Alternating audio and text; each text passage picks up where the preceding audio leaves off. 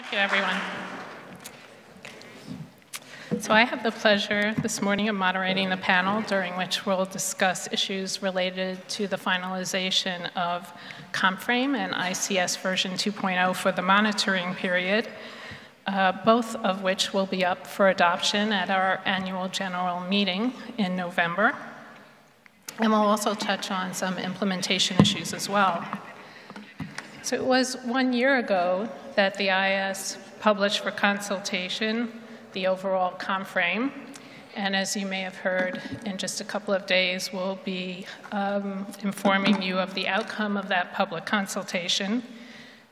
In addition, we'll be distributing some new materials for consultation, in large part due to the holistic framework, but that'll be the topic of another panel session.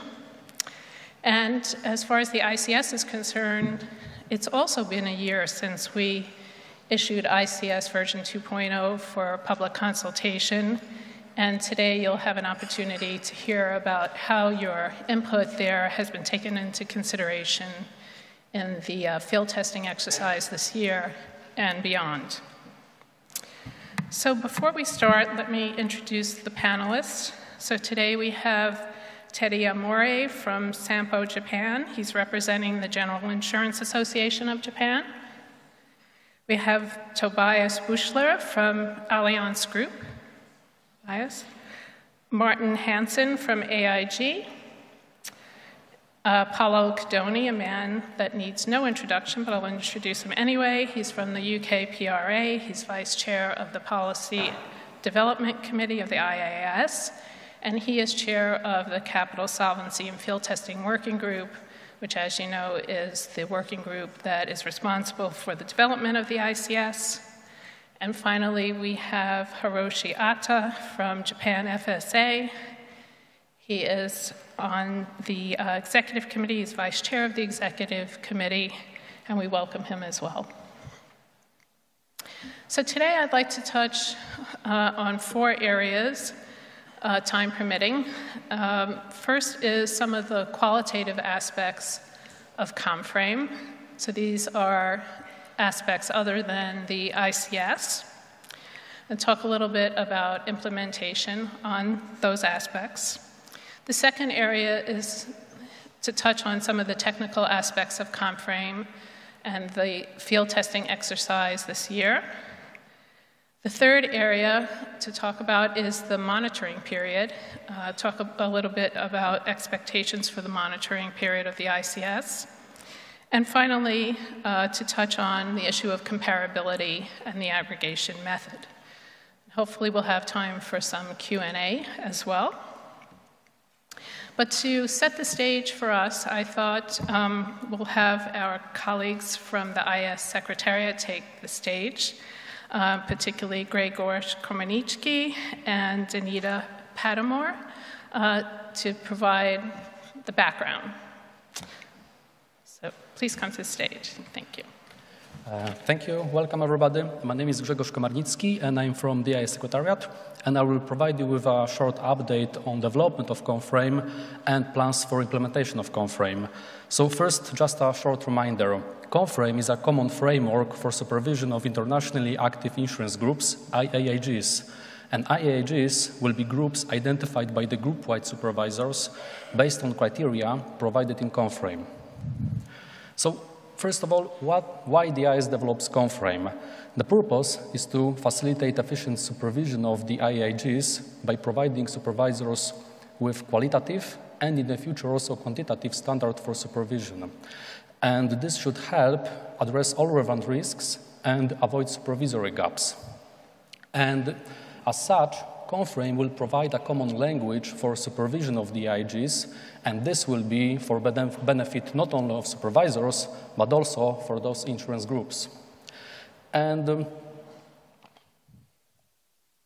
so at what stage is ComFrame development? So as you remember, last year we published for consultation overall ComFrame, and during this public consultation received a lot of useful comments which helped us to improve the framework. And the outcome of this public consultation will be published soon on our website, and it will be discussed also during the public call, which will take place on 28th of June. And you can find the details of this call on our website. So with resolution of the last year public consultation comments, the ComFrame is close to be finalized, with exception to changes related to the holistic framework development, which will be also published for consultation soon, and which will be discussed also during another call, which will take place on the 2nd of June, but we will have a separate panel on the holistic framework later today. So, ComFrame, together with revised ICPs and ICS version 2.0 for confidential reporting, is expected to be adopted in November later this year. And this will be a great achievement for this association, and we look forward to celebrate it together with you in Abu Dhabi. So, adoption of ComFrame is not the end of the journey. There's still a lot of work to be done, because after adoption of ComFrame, we will move to implementation of ComFrame. So now the IAIS is discussing how to support members in this regard. And for this year, the IAIS prioritized 2 areas. First is preparation for identification of the IAIGs, which will be done by group-wide supervisors after adoption of ComFrame. And the second area is supervisory cooperation and coordination, and this is because of international nature of the IAIGs. And after adoption of ComFrame, the IAIS will support members in efforts to implement ComFrame, and by providing relevant materials and organizing workshops or trainings for supervisors. And of course, we will continue dialogue with stakeholders about implementation of ComFrames. And after the initial stage of implementation, the IAIS will move to assessment of observance of ComFrame. And this discussion is still at the early stage. But as for now, the IAIS developed draft assessment methodology for ComFrame, and this will be published for consultation within the next couple of days as part of the bigger package. And this is all from my side. Thank you very much, and enjoy the rest of the global seminar. Good morning. I'm Danita Pattemore from the IAIS Secretariat, and I support the Capital Solvency and Field Testing Working Group. It has been a very busy year for the ICS. We launched field testing at the end of April, with data due at the end of July. We also increased the population of volunteer groups this year to a total of 50 groups participating. Later this month, we will release the public ICS field testing package, which so far has only been available to volunteer groups. Our intention is to organize a stakeholder teleconference in late summer or early autumn to allow stakeholders to provide feedback on the approaches included in 2019 field testing. The changes in 2019 field testing were informed by the many comments we received in response to the ICS version 2.0 consultation in April. That was last year, sorry. And in April, we published the consolidated comments received from that consultation. ICS version 2.0 for the monitoring period will be adopted in November at the IAIS annual general meeting. Now, while the ICS is part of ComFrame, it will be adopted as a separate document. The main objective of my presentation today is to provide you with an update on IAIS activities that are planned for the monitoring period. The IAIS embarked on the development of ICS within ComFrame to create a common language for the supervisory discussions of group solvency to enhance global convergence of group capital standards. The IAIS has set out goals for the development of the ICS, with an ultimate goal of a single ICS that includes a common methodology by which one ICS achieves comparable, that is, substantially the same outcomes across jurisdictions. The intent has never been to raise capital in the market, nor to indicate that the insurance sector is undercapitalized. The IAIS is very aware of the concerns that stakeholders have expressed with regard to the monitoring period, in particular those regarding confidentiality safeguards and possible voluntary disclosure of ICS ratios during the monitoring period. We take these concerns very seriously and have been discussing the overall framework for the monitoring period and how these concerns can be alleviated. One important clarification is that the purpose of the 5-year monitoring period is to monitor the performance of the ICS over a period of time, and not the capital adequacy of IAIGs. For this purpose, the monitoring period is intended to be a period of stability for the reference ICS and the additional reporting. However, this does not preclude possible clarifications, refinements, and correction of major flaws or unintended consequences that are identified during the monitoring period in order to improve the ongoing development of the ICS.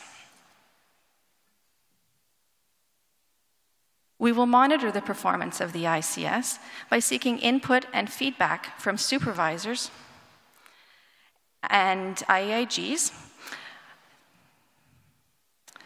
The assessment of the ICS should include a comparison with existing group capital standards or calculations that are in development, the extent to which material risks of the IAIG are captured, the appropriateness and practicality of the calculations required, and any difficulties in implementing the measure by the IAIG or the supervisor.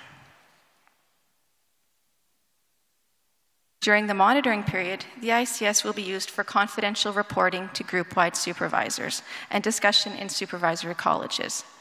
It will not be used as a prescribed capital requirement, so the ICS results will not be used as a basis to trigger supervisory action.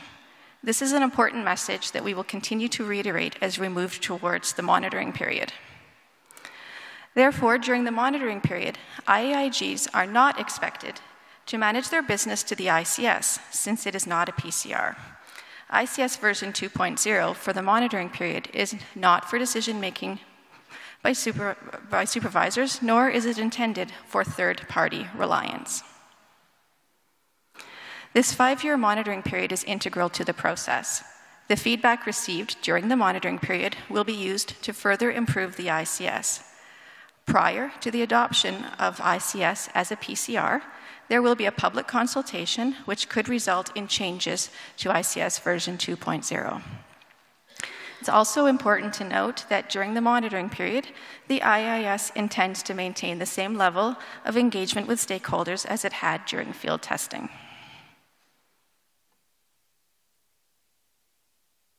Finally, I would like to give you an update on the work on comparability criteria during the monitoring period.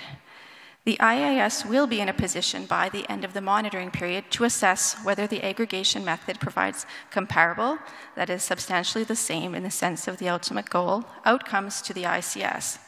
If so, it will be considered an outcome equivalent approach for implementation of ICS as a PCR. Development of the aggregation method by interested jurisdictions is underway. Work has begun on developing criteria to assess whether the AM provides comparable outcomes to the ICS, starting with a project plan that focuses on delivery by the end of the monitoring period. To conclude, I would just like to say that as we move towards November and the adoption of ICS version 2.0 for the monitoring period, we will continue our constructive engagement with stakeholders. I will now turn it back to Elise to begin the panel. Thank you. Let's start the panel discussion, and I thought where we would start is on the qualitative aspects of ComFrame, so the non-ICS aspects, and turning towards the monitoring period. And I'm wondering, and maybe I'll start with our industry representatives on the panel, in the first few years of the implementation of ComFrame, what do you think will be the most challenging areas for your firm in, say, the first year or the first year and a half? And maybe I'll start with Tobias. Do you want to begin on that? Yeah, thank you very much. Thanks for having me on the panel. Great pleasure to be here in Buenos Aires and talking about those important issues for supervisors and the industry. On the ComFrame side, frankly speaking, we believe that this, to some extent, and that our perspective might be driven by the fact that we had been designated as a GSI in what was that, 2013, if I'm not mistaken, and one of the large groups, and we have Solvency II. We are operating under a Solvency II framework, which gives a specific perspective. But from that perspective, we find that the current qualitative aspects of ComFrame really codify to a large extent what we would consider good risk management practice by and large, right? So there are individual issues, especially, and we know when it comes to the holistic framework, that's not completed yet and needs to come in, etc. But when you think about issues ranging from like what we call under Solvency II a prudent person principle, i.e. that the people that are running the company to be fit and proper, etc., all the way to the transparency requirements that you need to give in a context which is giving guidance to the local supervisors and is obviously not a legally enforceable framework. So from our perspective, that by and large works. That does not mean that there is, and it's obviously subject then to also the implementation and interpretation by local supervisors. Again, when it comes to the holistic framework, what's going on with future data calls, etc. But we have, I'd say, no major headaches at this point in time. I'd like to, Marty Hansen from AIG, I'd like to echo both Tobias's appreciation for this panel and also the substance of his comments. I agree that on paper, there's a lot in ComFrame that aligns very closely to established finance and risk management practices. And I think as a whole, ComFrame strikes a good balance between the need for specificity on the one hand, because it's important to have enough clarity around expectations and to have enough sort of tangible substance to it. But at the same time, it also largely allows for a significant degree of flexibility, which is important to accommodate the standards to different jurisdictions, different business models. And on the whole, I think that balance is well struck. I also think that another element of ComFrame that's, again, on paper is laudable is that it's really aimed at maintaining and strengthening risk management practices, and it's not oriented as a pass-fail exercise or as a binding hardwired constraint. So I think that that's the right focus on improving risk management practices over time. In practice, I think there are sort of three tensions or dialectics, in a sense, that need to be resolved and managed over time. So I think the first one is this tension between the group-wide view and the jurisdictional view. So clearly, a lesson that I think is well illustrated by my own company's experience during the crisis, it's very important to have a group-wide lens on risks. You can have risks that look properly contained in a given entity, but you need to be able to synthesize those risks across the organization and manage those cohesively across the organization. At the same time, though, the heart of insurance group management is jurisdictional management, and it's important to have that lens be the primary lens to a lot of how risks and the finances of companies are managed. So that's the tension, and I see it cutting both ways in a sense. So in some respects, I think this having uniformity of policies around ALM and risk management to impose that uniformity across all jurisdictions, I think doesn't get us in the right place. But by the flip side, if you have strong group-wide practices around, let's say, ORSAs or resolution planning, then I think that means that a superfluous exercise at the jurisdictional level, it would be superfluous to have the same exercise at a jurisdictional level. I think one other, I wouldn't call it a tension. I think this gets back at a theme that both Vicky and Jonathan talked about this morning about sort of the collaborative model or the collective mind. And a big part of ComFrame that I think is sometimes underappreciated is that a lot of it is directed at supervisors. And so I think that really gets at the heart of what we're trying to do, which is the shared purpose of an insurance sector that's well managed, that is innovative, and that provides socially valuable products in a responsible manner. So I think that the construction of ComFrame as being both company responsibilities and supervisor responsibilities is a very important aspect. And again, one example I would use is resolution planning, where the imposition of resolution planning as some supervisory edict where you have to do a 5,000-page report that sits on a shelf, I don't think that's the right goal. I think the goal should be more a collaborative and organic dialogue around risks, vulnerabilities, scenarios, and mitigants.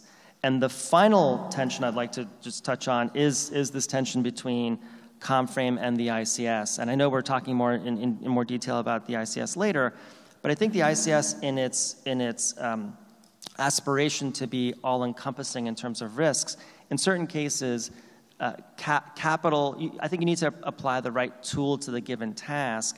And in some cases, a capital measure isn't the optimal solution to a given problem. And I think I could point to a couple of examples. I won't get into the technical detail, but there are a couple of areas where within the ICS, there are risks which are inherently liquidity risks, which would be better addressed through ALM or liquidity risk management practices, and not an attempt to try to quantify them, whether through, we could take the non-default spread risk charge or the concept of application ratios.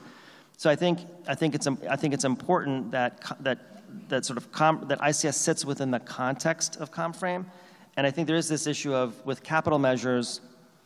If we treat capital as a hammer, then every supervisory problem is going to look like a nail. And I think an important lesson from the financial crisis is that capital ratios in and of themselves were not very effective predictors or indicators of stress.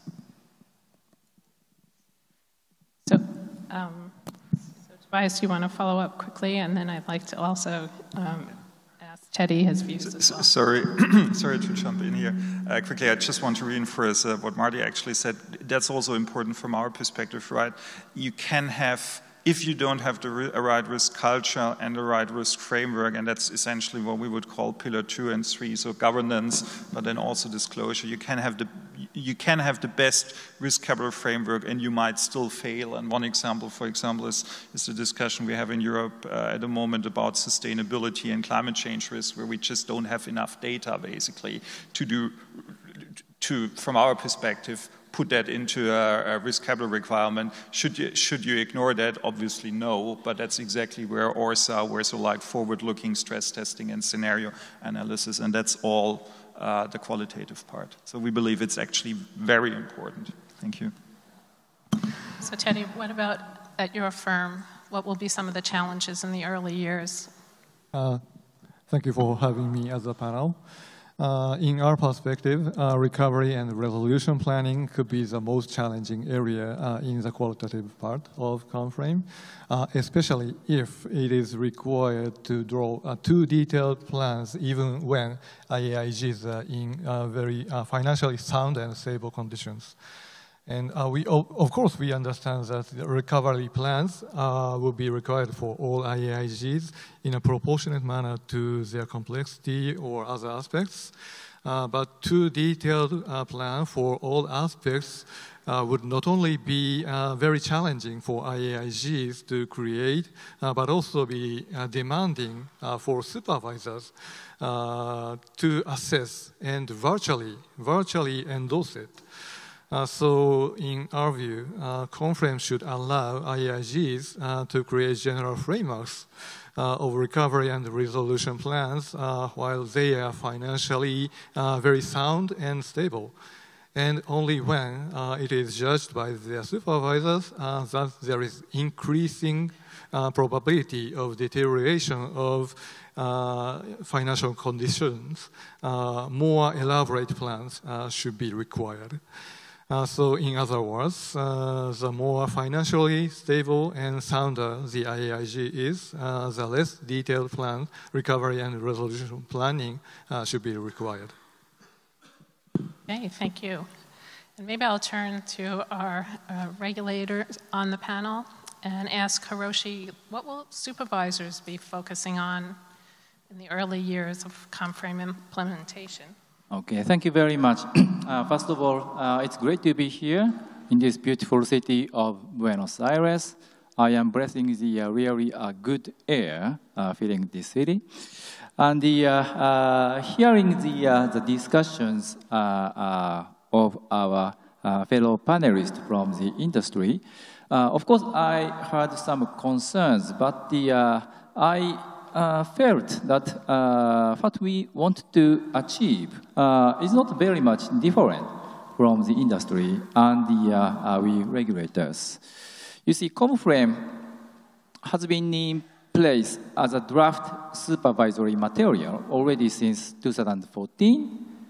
And I think that the supervisors around the world who need to supervise IAIGs have developed their regulatory frameworks utilizing the draft ComFrame as a reference material. And also global insurers on their part have also improved their risk management, incorporating some aspects of ComFrame, which are useful to them. So most part of ComFrame are already, I would say, familiar to both group-wide supervisors and large insurers. However, some important revisions were made in the last couple of years, and the complete set of ComFrame, including the revisions, will be adopted this autumn as final. And IAIS members commit to implement this finalized ComFrame from the date of its adoption. Then the first thing that group-wide supervisors will need to do is to determine, in cooperation with other involved supervisors, which insurers are IAIGs based on criteria and discretion provided in ComFrame. And those decisions are subject to regular review in subsequent years. And with regard to the contents of ComFrame, supervisors need to, of course, compare them with their existing regulations and make necessary changes to the latter in a way that revised regulations will enhance risk management of insurers and provide better supervisory framework for supervisors. And this is not, of course, a small task for any supervisors. And for example, for FSA Japan, the recovery planning requirement is a new approach in our supervision. And we need to incorporate those new components of ComFrame in a way proportionate to each IAIG, taking into account its nature or scale or complexity. And we should be mindful that the requirement wouldn't put unnecessary burden to insurers. And also establishing supervisory colleges and holding annual meetings with other supervisors would also require significant resources and time for supervisors.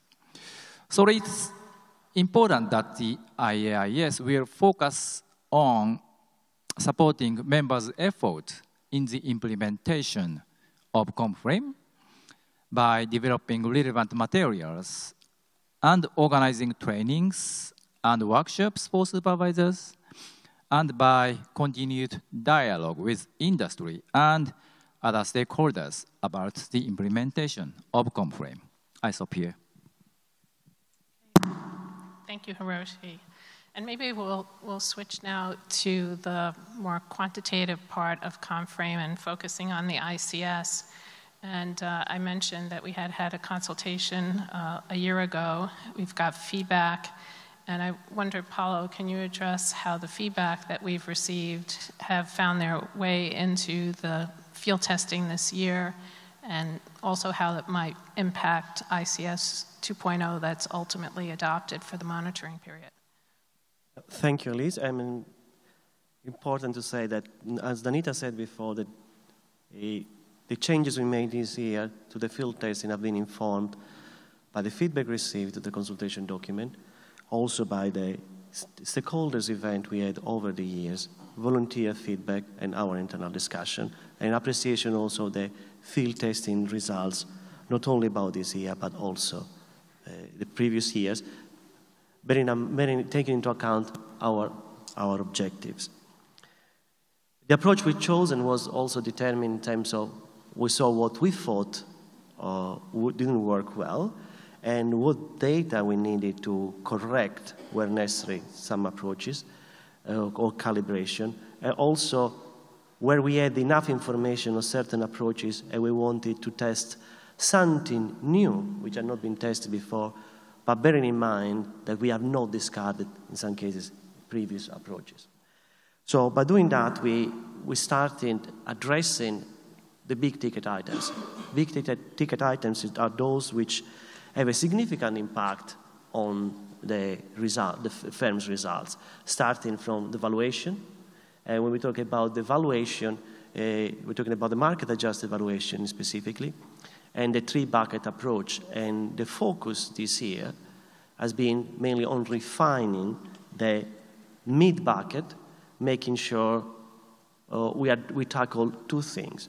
One related to the criteria for liabilities to fall into the mid-bucket, and to see how we could tweak the criteria to allow business there where we felt appropriate.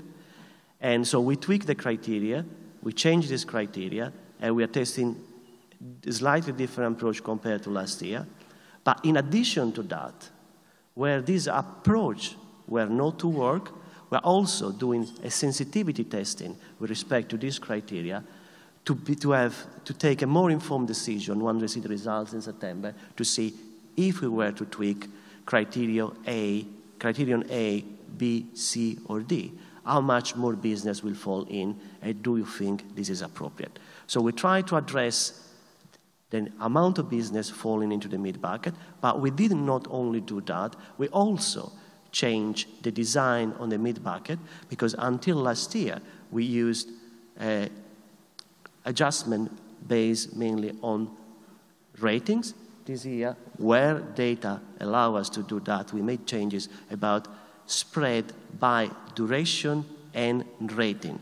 And this may have a significant impact, because if you pitch it only to ratings, you tend to pick up for the adjustment the most liquid point, and not necessarily is the more generous type of adjustment. So this is an important change.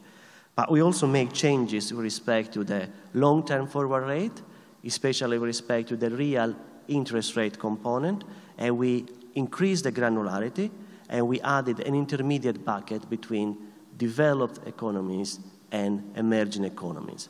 And this is quite important, especially to create a bit more avoid the cliff edge effect for real interest rate between the two buckets. On top of that, which is another big ticket item, we are testing 3 different scenarios on the percentile approach. And this will be added to the current estimate. And this should have a considerable impact, this approach, on the results for firms, especially for the life business. And we made it clear in that we have not discarded the previous approaches.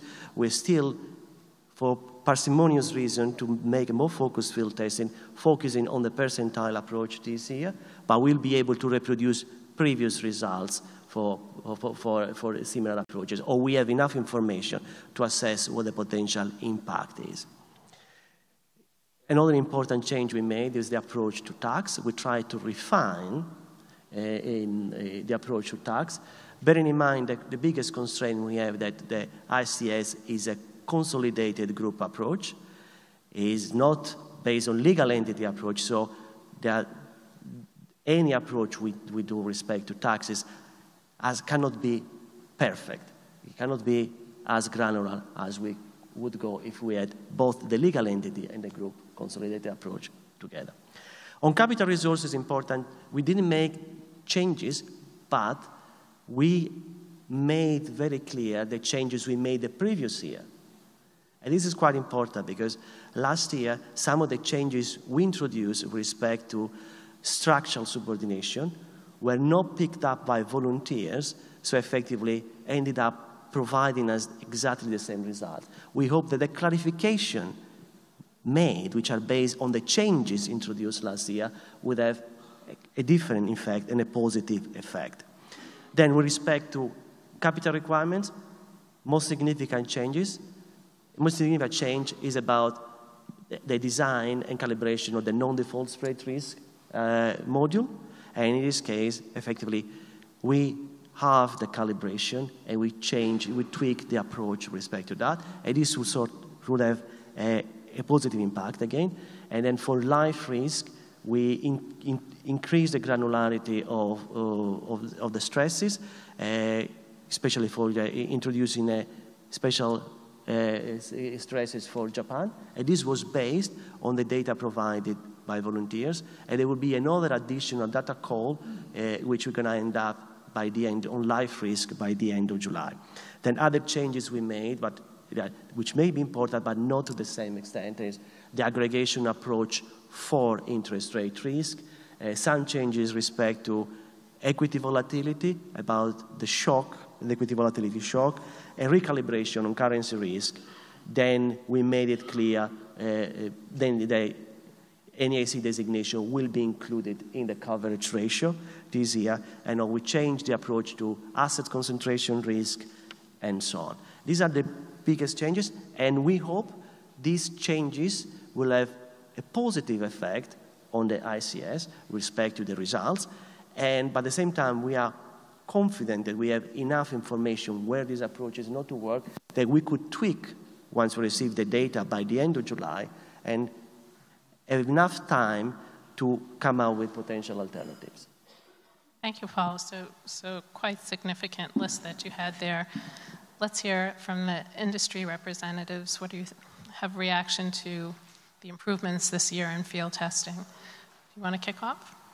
Yeah, I can kick off. And first I want to commend Paolo and the working group on what's a Herculean effort, and also on being responsive. And I think there are many signs of responsiveness in this year's field test. I think the heart of the question is about what happens between now and Abu Dhabi and the important milestone around 2.0. And I think if you look at the amount of time between the formal conclusion of the field test and Abu Dhabi, I think it's about 4 months or so. So just on design and methodology issues, Paolo did a very elegant job of ticking through all the major issues. But those are a lot of, as individual issues, those are a lot of issues to solve. And frankly, they're complex issues. And so it's okay that it takes time to solve them. But those are a lot of issues to solve piece by piece. Then once you've solved all of those issues, which I think is a combination of field testing and then the ongoing negotiation at the IAIS, once you've solved those issues, you have to piece that together into a coherent framework that's consistent with the design objectives of a 99.9% one-year view. And just in terms of that aspect of it, I think we haven't really even given a lot of thought or done a lot of work on the correlation matrices, for example. So I think there's a significant hill to climb on the bottom-up aspect of the design work. But then I think another element is the top-down view that doesn't get as much attention, which is once we have more or less the framework pieced together, then we have to go through the top-down exercise, almost a macro exercise, of making sure that the results are consistent with what our ingoing assumptions are about what they should look like. In other words, we should not observe distinct skews in the ratios, whether by certain regions or jurisdiction, by certain business models. And I think that's a very important part of this process, is to have that top-down layer on top of the bottom-up.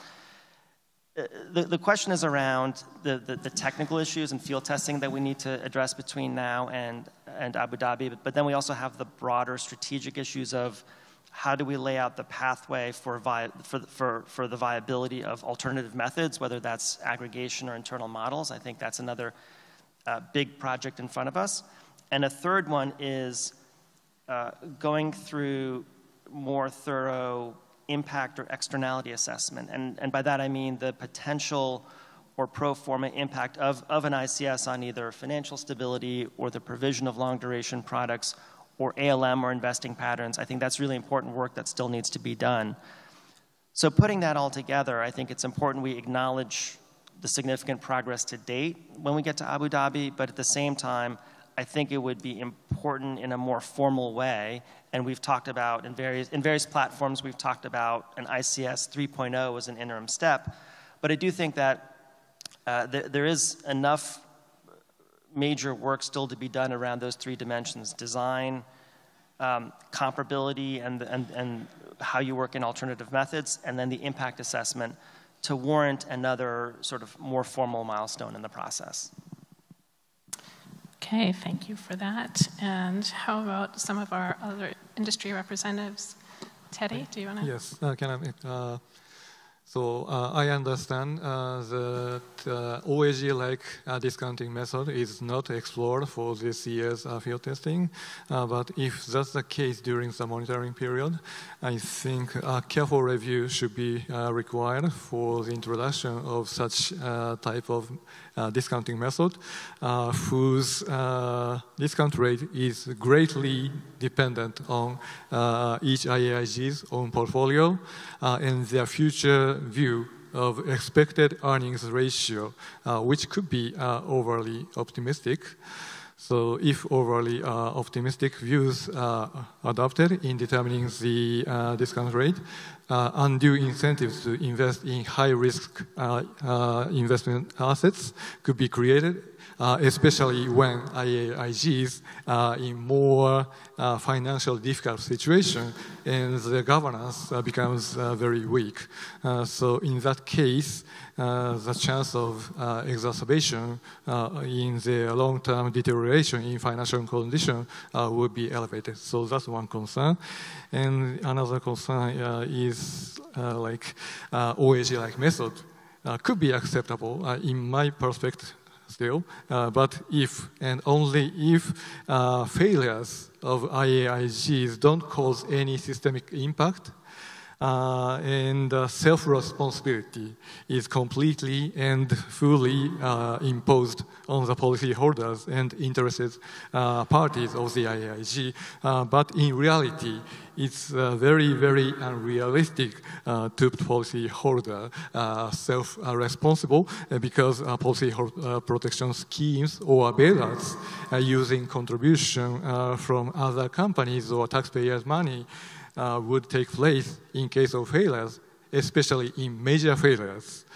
So therefore, complete self-responsibility is very, very difficult to pursue. So given that situation, it is reasonably necessary to limit the range of discount rate and to establish rather conservative discount rates. Thank you. Thank you for those views. And Tobias, do you want to weigh in quickly? Yeah, well, I can echo more or less the comments of my colleagues. Actually, also commending Paolo for, I think it is a Herculean effort there. And I'd also say, like, the long list of issues that are currently being addressed basically also, to our mind, points to the fact that this is a, let's say, extremely tight time frame to Abu Dhabi, to say the least. So the question is this really ready by end of this year for implementation? And we'd be, let's put it that way, rather skeptical on that one. Not meaning that there has not been done a lot of effort, but if we're sitting here in June and we're discussing those material and as you said, complicated issues, I think we had, like, in Solvency II, like, we had 5 or 6 quantitative impact studies, as it was called, right? And we're trying to do here a major thing in a, as I said, very tight time frame. Now, perhaps one, and I will focus more on the overarching topics. One comment in that direction is, I mean, we're doing this all in parallel to IFRS 17 implementation, right? I mean, it's not so that the industry has nothing else to do, to put it that way. Having said that, to put a bit a brighter spot, we would still see a value in an ICS when and if there's a, let's call it a clear end game there. But there are 2 elephants in the room for us. One elephant is the issue of market relevance. And as far as we understand, there's at least one market player who has actually asked a company for ICS information in the context of bond issuance. if that is a trend, or if this is happening, then we are in a totally different ballgame. And the thing is, to our understanding, confidentiality agreement doesn't help there, frankly speaking, because if it is market relevant and if market participants believe in that, then there's nothing that can actually stop you. Then you would actually need to provide that data. So that's the first thing. And linked to that then is the question, the second elephant in the room is what I would call data quality process and so on. Currently, this is all the field testing best effort basis, right? How do we come from best effort 2019 field testing to whatever the quality requirements are in 2025, considering, as I said, that we all run multi-million-dollar projects under IFRS. So from our perspective, and I think that's what Marty mentioned, was like consider the wider implications of this, and I heard a bit of quantitative impact study, even you didn't use the words there. I think it would actually make a lot of sense to say, okay, we have here 2.0, this is the time to take stock. I saw what was written there in the introductory comments saying like, yeah, this is still open for changes and so on, but that needs to be, I think, clearly and loudly articulated to the market. Not sure if I can quickly respond to some of the points. Very quickly, I mean, we are fully aware of these points raised by all the panelists, and this is the reason why we came out with the presentation and the public communication that Danita made with respect to that. And it's made pretty clear in that communication that what we mean is that the monitoring period is to monitor the ICS performance, not to monitor the capital adequacy of the firm. It is a very strong message. And we made it very clear there as well that it's not for third-party reliance. In addition to that, we're also talking to investment banks and so on. And the message we're getting back to them is, as long as there is a clear communication with respect to that, and we spoke to investment banks like HSBC, for example. So maybe, Paolo, can I just one thing quickly? I basically agree on that. The only thing is, if we are now talking about, for example, long-term bond issuance and so on, and as it stands with Kuala Lumpur, it says 2.0 2019 to a PCR, whatever it is, 2.1 or 3.0 in 2025. If we talk about 10-year bond issuance or so, it becomes a real issue. And I think that's, to our understanding, at least still out there. Let's put it that way. Well, thank you, because this is actually a good segue to my next question, which really has to do with the monitoring period and this notion of a monitoring period being a period of stability, which we've said a number of times. At the same time, we've indicated that this doesn't mean there wouldn't be any further developments to address fatal flaws or unintended consequences. We received a lot of feedback from the industry, in particular, concern about the need for further changes and significant further changes. So my question has to do with how do we sort of balance these views, the need for there to be some stability during the monitoring period so we can actually see how the ICS version 2.0 develops over at least a period of 5 years in a fairly stable pattern. But at the same time, take into consideration that there are certain areas that may need further attention. So I don't know who wants to start off with that. I know, Tobias, do you have a view? On the danger, I mean, this is off the cuff, right? But frankly speaking, I'm not sure why. I understand the implications in the process and the communication that has been given out after Kuala Lumpur and so on. And there's a process line out there, and it's hard to change that. Having said that, I'm a bit struggling with the notion. I had discussions. If you have discussions within the room, actually a lot of people seem to agree that we still have material issues that needs to be sorted out. We have a communication out there that says it's still open if there are fatal flaws detected, etc., and so on, which, frankly speaking, if you have a proof of concept, if you have a completed product, so to speak, then you would not expect to uncover fatal flaws, right? So it sort of like shows like we still have an issue. And then for me, the question is really, what can we do together, so to speak, to say, okay, 2.0 is a good starting point, hopefully, possibly. Now we take stock, and then perhaps in, I don't know, 2022 or so, we open it up again for material changes if those things are considered material. And then you start a monitoring period or whatever you want to call it 2 or 3 years later. So I think we saw like boxed in ourselves in a bit of a process which, yeah, I mean, I've seen Solvency II and lived through it, and there was, I think we started, what, 2008, and then it was 2012, and then it was 14, and then it was 16. So a political process is actually subject to change, and a thing that's so complex like insurance regulation and risk capital, it's obvious, I suppose. So it might be naive, but yeah. Okay. And maybe I'll switch it up and maybe go to one of our regulators and then come back to the industry. Paulo, do you have a view on that? Any thoughts? Yeah. I think if you were ready to move to implementation as the PCR, we would not have the 5-year monitoring period.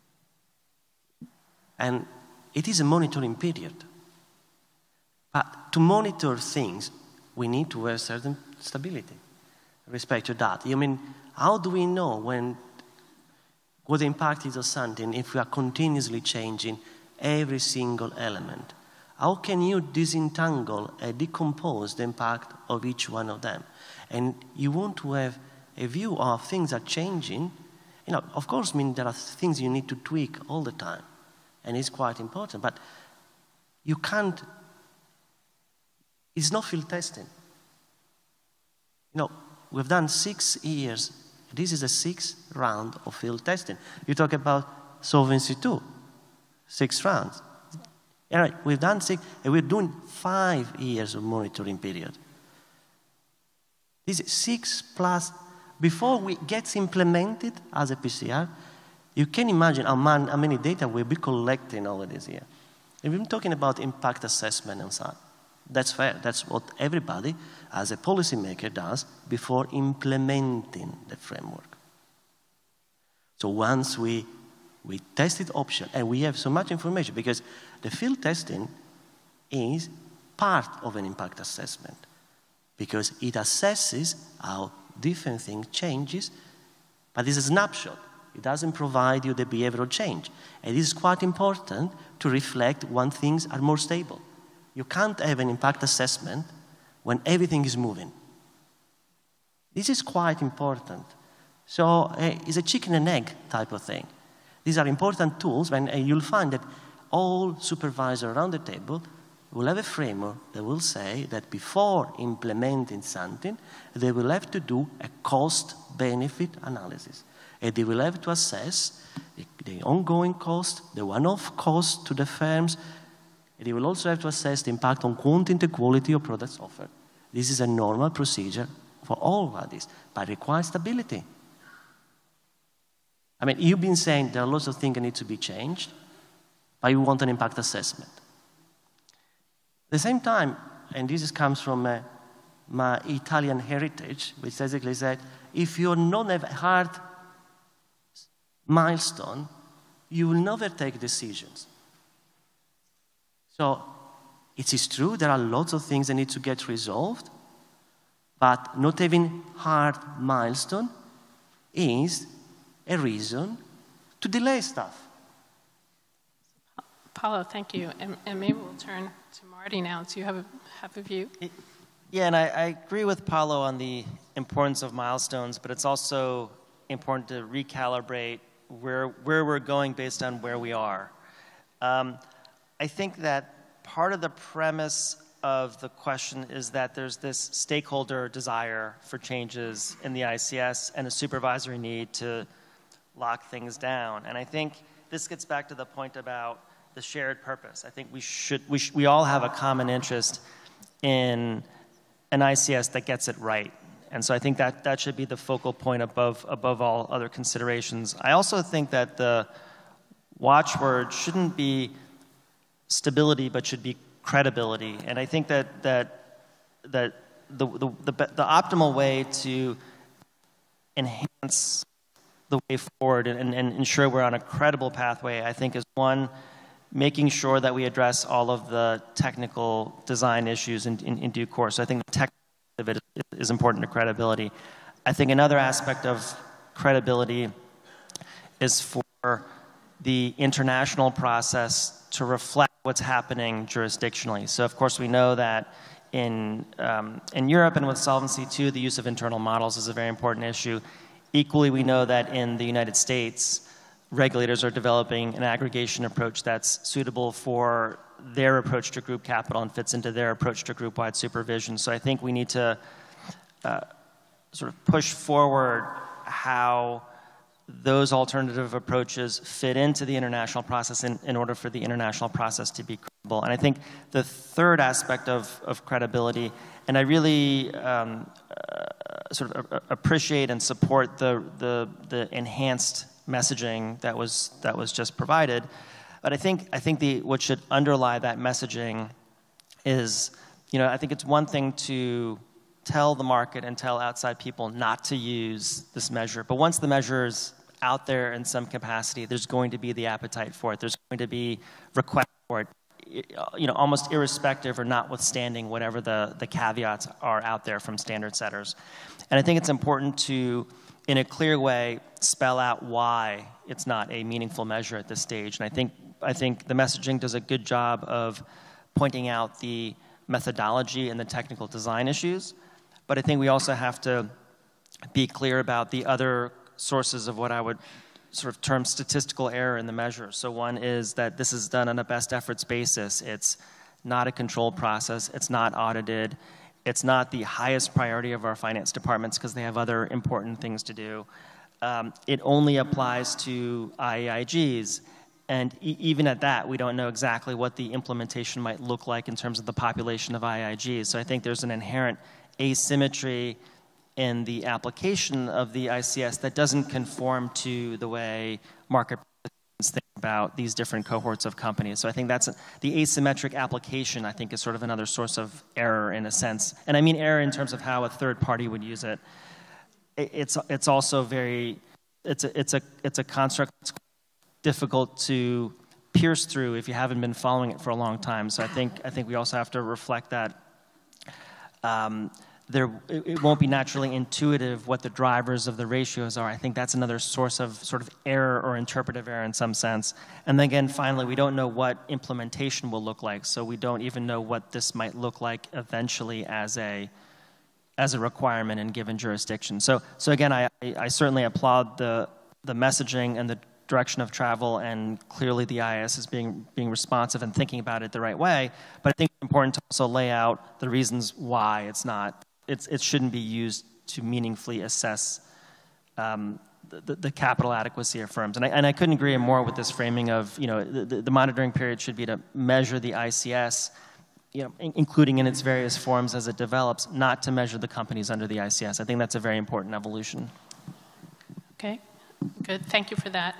And we're running a little short on time, but I would ask Hiroshi and Teddy if you have any quick comments you'd like to offer on this issue of stability and change during the monitoring period.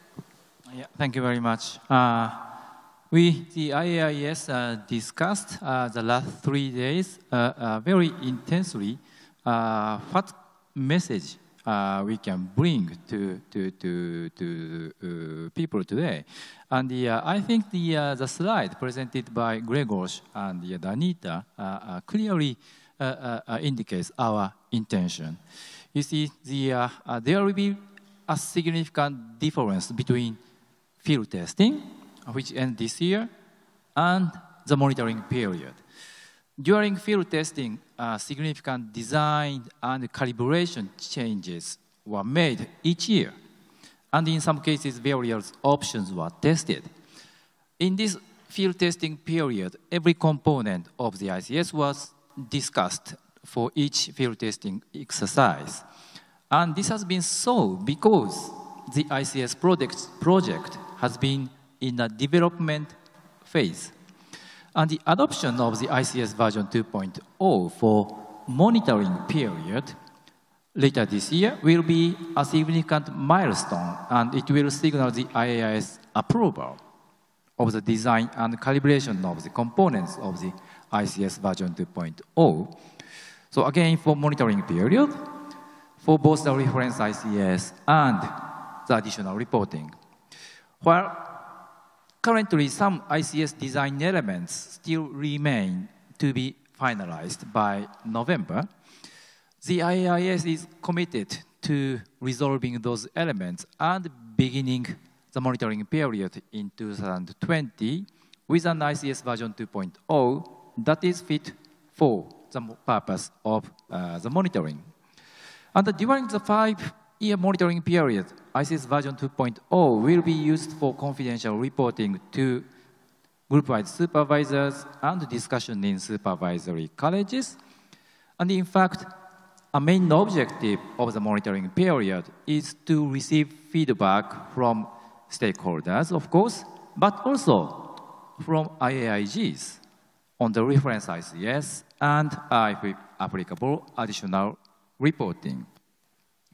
So the IAIS intends to collect views from group-wide supervisors and host supervisors to monitor the performance of ICS version 2.0, as stressed by Paolo, and from the viewpoint of group-wide supervisors and host supervisors. The monitoring period, during this period, the exercise could result in changes and adjustment to the ICS version 2.0 if deemed necessary, because before it is adopted as a PCR. So the IAIS intends to consult ahead of the adoption of ICS as PCR. Thank you. Thank you, Hiroshi. And finally, Teddy, do you want to offer some views? Yes, in our perspective, the refinements of the technical specifications should be limited to a very, very minimal level, and only when such refinements are warranted and unavoidable, they should be explored. So the monitoring period is not only for the IAIS to assess the impact of the ICS, but also for the IAIGs to prepare and adjust their risk management framework and systems. Therefore, in case of major refinements in the ICS, sufficient lead time should be secured so that we, the IAIGs, can modify our risk management framework and systems in a timely manner. So that's our concern about the refinements. Okay, so thank you for that. And we'll turn now to the last area I wanted to explore a little bit today, and that is on comparability and the aggregation method. And it's been mentioned a few times today that the United States is developing an aggregation method to a group capital calculation. And as part of the Kuala Lumpur Agreement, the IAIS agreed to collect data from interested jurisdictions to aid in the development of the aggregation method. And the aggregation method has been, I think, field tested for 2 years now. And maybe I'll turn it over to Paolo to just brief the audience a little bit about what we've been talking about related to comparability. I mean, as Elise said, I mean, this is the second year we are carrying out the data collection on the aggregation method. First year, and we launched this exercise on the 30th of April. The first exercise, we had participation by 12 firms. And the work is underway by the interest jurisdiction, more specifically the US on the aggregation method, but there are other jurisdictions which are helping on that. And as Danita said in the slides before, I mean, it's quite important to point out that work has begun on developing criteria to assess whether the aggregation method provides a comparable outcome to the ICS, starting with a project plan focus on delivery by the end of the monitoring period. It is quite an important message. So it's similar to the one you'll find in Danita's slides, and as we recognize with the KL agreement, We understand that the group, the importance and the relevance of the aggregation method for a significant member of the IAIS. So as an IAIS, we're doing our best to support the data collection and providing feedback as IAIS members as well. Okay, thank you. And maybe I'll turn it then to Marty. Marty, maybe you can talk a little bit about your views on aggregation. Yeah, I'm probably of the companies represented here the most interested in this evolution. But I think on this question, I want to take a step back because I think that the debate about aggregation, it really gets at the heart of what the ICS project should be about in my mind, which is to have a mechanism to build trust and confidence in the legitimate choices that jurisdictional supervisors make for their companies. And we often talk about this concept of ICS as a common language. And I very much agree with that concept of an ICS, because the role of a common language is not to impose a top-down uniformity in assumptions or methodologies or in ways of thinking about risk and capital. A common language should really serve to facilitate communication and understanding. It should be a mechanism to highlight similarities across regimes, and I think in some cases you have things that aren't exactly the same, but they rhyme, and I think we just need a way of talking through those issues. And then in other cases, illuminating legitimate sources of diversity and why certain jurisdictions have made certain choices that are relevant for their markets and conditions but may not be relevant for others. And if we look at, I think, what's one of the significant substantive achievements of the ICS process, I think it is that it has fostered this very constructive and sometimes challenging, but this very constructive debate about different approaches and different regimes to things like liability valuation or reserving, or how we fund ourselves and how we capitalize ourselves. I think the whole debate on structural versus contractual subordination, I know it's a difficult one, but I think it's also one that's been very illuminating in a lot of ways. So I think if we think of the process at this stage, I think a true test of the value of the process is whether, recognizing that in the US, regulators are developing an aggregation approach, can the ICS and can the international process become a mechanism to help catalyze discussion and a deeper understanding around that approach? And I think as we think about the project as a whole, I think it's also important to remember that there's not one single optimal solution to thinking about any dimension of risk management, whether it's liquidity or capital or otherwise. If there were, I think we would have solved this project a long time ago. Maybe just a follow-up there. We often hear comments about a level playing field. And so what's your thoughts about having an aggregation method in terms of having sort of comparable outcomes in the context of a level playing field? I think in some respects that becomes a calibration decision at the end of the day.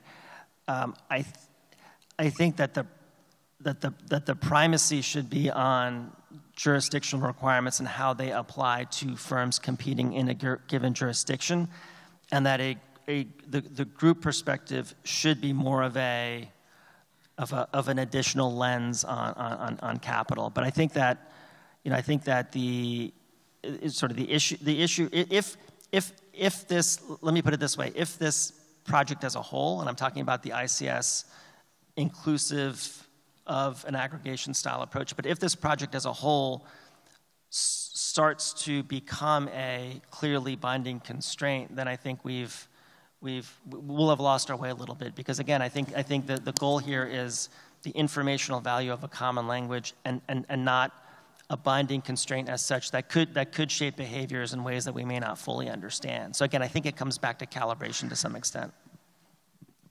Teddy, do you have a different view on this? In our perspective, the meaning of comparability is the most important aspect of assessing the aggregation method.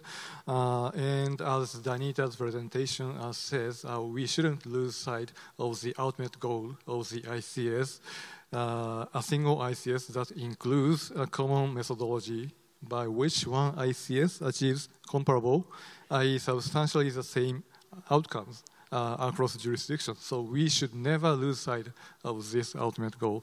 So one of the greatest concerns about the aggregation method in our perspective is that there will be inherent difficulty in achieving comparability between MAV or gap-plus-based figures and aggregation method-based figures using some scalars to approximate ICS figures. For example, if one solvency regime is very similar to another solvency regime, then it will be very easy to approximate solvency figures in another regime using a scalar. However, if one solvency regime is quite different, especially when the components of risk assessment are different or lacking in the first place, then it is very difficult or even impossible to approximate figures applying whatever scalars you choose. For example, if one regime did not consider a man-made catastrophe in the first place, then you cannot replicate or approximate the risk amount by applying a scalar to the risk amount for other risk categories. So if an ICS regime does not ensure substantially the same outcomes across jurisdictions, so there will be created a serious confusion among stakeholders, including information users. So that comparability issue should be carefully explored at the very early stage, and we should never lose sight of ultimate goal. Again, thank you. Can I just respond briefly to one of Teddy's remarks, which is I think there's an element in that framing of comparability that has an aspect of anchoring bias, meaning that when we're thinking about comparability of aggregation, we're saying the ICS based on the MAV is the platonic ideal, and then we're trying to match what other jurisdictions are doing to that. And I think this goes back to how do we think about group capital within the broader context of group-wide supervision. We shouldn't approach this exercise as a reductive math problem to try to tie together different equations. I think we really need to think about this as comparability in terms of the utility of capital within the broader suite of prudential measures and comparability in respect to what the broader prudential goals of the project are. So I think it's important as we approach the exercise, we don't sort of feed into this anchoring bias of saying, we are comparing everything to the ICS based on MAV. Again, there are different approaches to group capital. They all have pros and cons, and I think given the continuing evolution in both, in both aggregation but also the ICS, I think we have to be sort of mindful of that sort of cognitive bias. Yeah. So maybe in terms of time, do we have some time for questions from the audience? Yes? Okay. So maybe it might be a good juncture. Paul, did you want to quickly follow up on something? Just very quickly about in common language. This is very important. And honestly, if we are not had these 5 rounds of field testing, we will not increase the knowledge of the similarities and differences between different regimes. Having said that, if we don't crystallize that and we build a common language, these differences will not be appreciated, similarities will not be appreciated anymore, will be lost. This is the biggest problem, because when we started all this work, different sides use the same word referring to completely different things.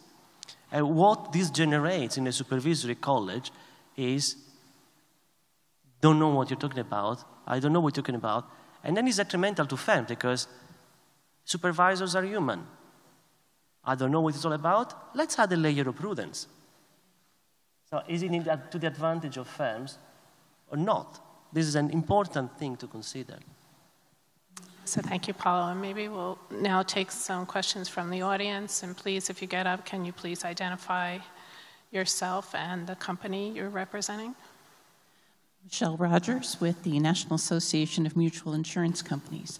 And my question is that you mentioned that you've been collecting aggregation data over the last 2 years as well, at the same time as field testing the ICS approach.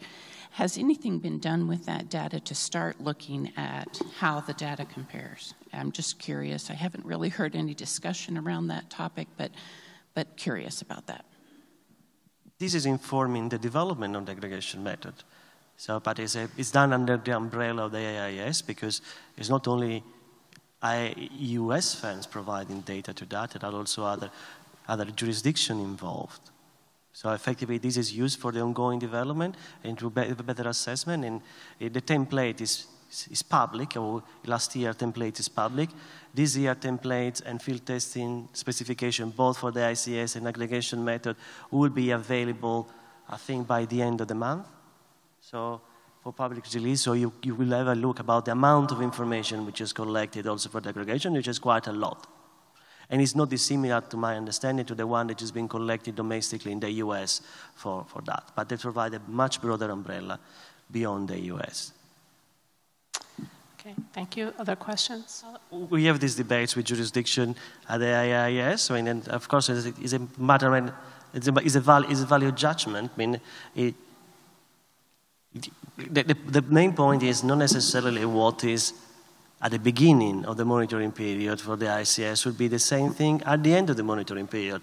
What happens between would be, for me, entire speculation more. I'm sorry, but it is about the judgment that certain jurisdictions will have to take on how much, weight they will need to put on that, how much degree of stability will have to do that. But supervisors which participate around the table will see over the year the results and will be able to take stock on that. I think the messages in the slides earlier about focusing on monitoring the ICS and not having the expectation that companies are going to actually managing their business to the ICS are all important message that we're trying to deliver. Other questions, please? Ed Keneally, Liberty Mutual. There was a reference earlier in the conversation that without stability, a proper cost-benefit analysis can't be completed. Is the IAIS committed to completing a thorough cost-benefit analysis on the ICS during the monitoring period and before it's finalized as a PCR? We will not discuss it yet, but it will be this is an issue will come out. But as a jurisdiction, I mean, as a Bank of England, if we have to implement something, we'll have to establish all our requirements to an impact assessment. It's a cost-benefit analysis. Any changes? So, this happens, to my knowledge, in most jurisdictions. So this is something that we will need to assess. We'll need a certain stability to do the impact assessment, both at regional level or potentially at the IAIS level. That's quite important. Okay, other questions? Olaf Jones from Insurance Europe. One of the prerequisites or one of the requirements of the monitoring period is for the groups to have lead supervisors monitoring and discussing the ICS 2.0. Does that mean that all of the IAGs have that in place already, or is that already planned for? Sorry, Olaf, it's very difficult to understand, to hear you from from stage. Can you? Yeah. Yes. Part of the ICS monitoring process involves having the IAGs with lead supervisors who can organize the ICS reporting and discussion.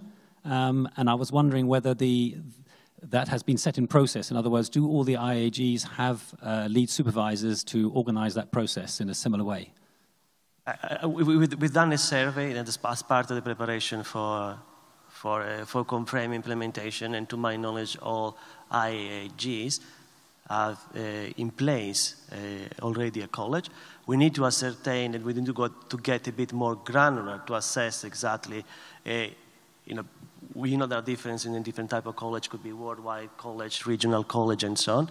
So we need to do further work to assess that, but the response is, and we need to make sure that actually when discussion happens in college, the level of confidentiality that we expect for data is preserved. So these are part also of our preparation, and you'll get more information later on. There will be also a part of the IAIS program which will be devolved to education of colleges and supervisory colleges, also on how to read the ICS.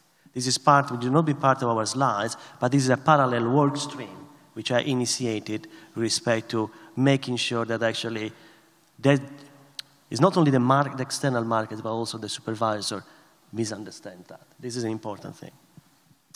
Okay, thank you. I think we're out of time, so please join me in thanking the panelists for this session, and really much appreciate it.